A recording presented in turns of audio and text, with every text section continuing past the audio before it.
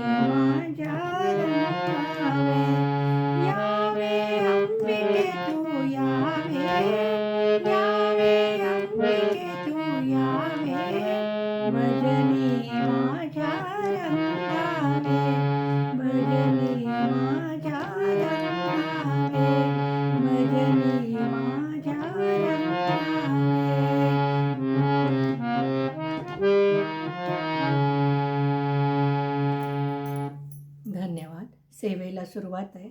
चूक भूल माफ करा. देवी सगळ्यांनाच माफ करेल आणि त्याच्याकडे आपण आशीर्वाद, सुखसमृद्धी, आनंद मागूया.